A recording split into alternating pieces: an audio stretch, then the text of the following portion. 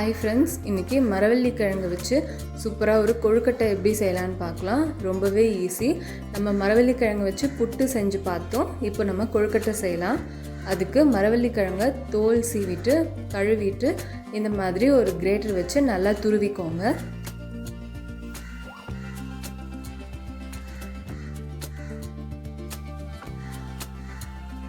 இந்த மாதிரி துருவிட்டு நம்ம மிக்ஸி ஜாரில் சேர்த்து அரைக்கலாம். அப்போ நம்மளுக்கு மரவள்ளி கிழங்குலேருந்து பால் நிறைய வரும்.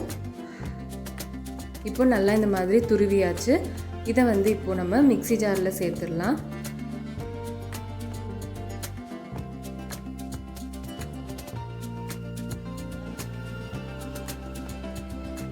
இப்போ மிக்ஸி ஜாரில் சேர்த்து நல்லா அரைச்சி இந்த மாதிரி வடிகட்டி எடுத்துக்கோங்க. கொஞ்சம் தண்ணி ஊற்றி நல்லா அரைச்சி வடிகட்டினீங்கன்னா தான் பால் கொஞ்சம் நிறைய வரும். இப்போது பால் நம்ம ரெடி பண்ணியாச்சு.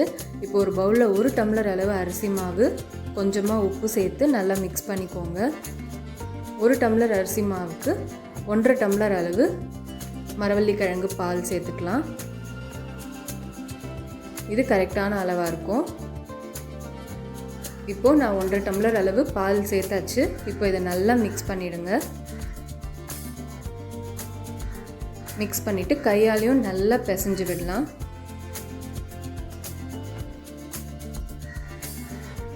பிசைஞ்சிட்டு கையில் கொஞ்சம் எண்ணெய் இல்லைன்னா நெய் தடவி இந்த மாவில் நல்லா அதை அழுத்தி பிசைஞ்சிட்டு நம்ம 3 பார்ட்டாக டிவைட் பண்ணிக்கலாம். ஏன்னா இது இடியாப்ப குழலில் போட்டு அதில் தான் நம்ம கொழுக்கட்டை செய்ய போகிறோம். அதனால் 3ஆக டிவைட் பண்ணி வச்சுக்கலாம். இப்போவே இந்த மாதிரி ரெடி பண்ணிவிட்டு தட்டு போட்டு மூடி வச்சுருங்க. இப்போ நம்ம பூரணம் செய்கிறது எப்படி பார்க்கலாம். ஒரு பேனில் தேங்காய் துருவல், உங்களுக்கு தேவையான அளவுக்கு வெல்லம் சேர்த்து நல்லா மிக்ஸ் பண்ணிக்கோங்க. ஏன்னா ஸ்வீட் ஒருத்தர் ஒரு மாதிரி சாப்பிடுவாங்க. அதனால் வெல்லமோட அளவு உங்களோட விருப்பம்தான். இப்போ நல்லா மிக்ஸ் பண்ணதுக்கப்புறமா கொஞ்சமாக ஏலக்காய் தூள், 1 ஸ்பூன் நெய் சேர்த்து நல்லா மிக்ஸ் பண்ணிக்கோங்க. இந்த வெல்லத்தோட அந்த பச்சை வாசனை போகிற வரைக்கும் நம்ம மிக்ஸ் பண்ணணும்.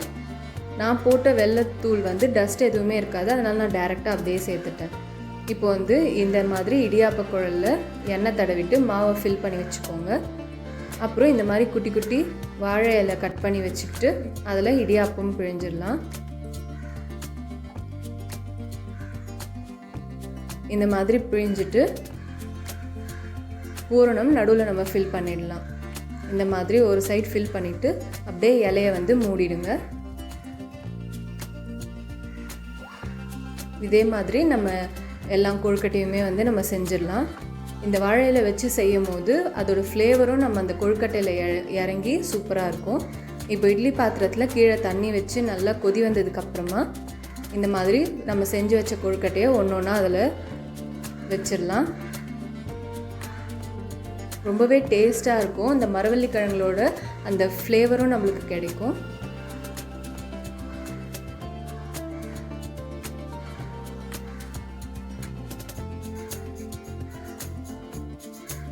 இப்போ எல்லாத்தையுமே வச்சாச்சு. இப்போ இதை மூடி வச்சு மீடியம் ஃப்ளேமில் ஒரு 10 மினிட்ஸ் அப்படியே விட்டுடலாம்.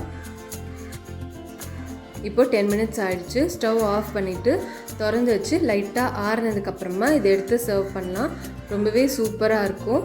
பார்க்குறதுக்கும் அழகாக இருக்கும். டேஸ்ட்டும் நல்லாவே இருக்கும். கண்டிப்பாக நீங்கள் வீட்டில் ட்ரை பண்ணி பாருங்கள். இதே மாதிரி மரவள்ளி கிழங்கு வச்சு புட்டு எப்படி செய்யணும் அப்படின்றதும் நான் சேனலில் அப்லோட் பண்ணியிருக்கேன். அதை நான் கீழே லிங்க்கில் கொடுக்குறேன். மறக்காமல் அதையும் பார்த்து செஞ்சு பாருங்கள். இந்த வீடியோ உங்களுக்கு பிடிச்சிருந்ததுன்னா லைக் பண்ணுங்கள், ஷேர் பண்ணுங்கள், சப்ஸ்கிரைப் பண்ணுங்கள்.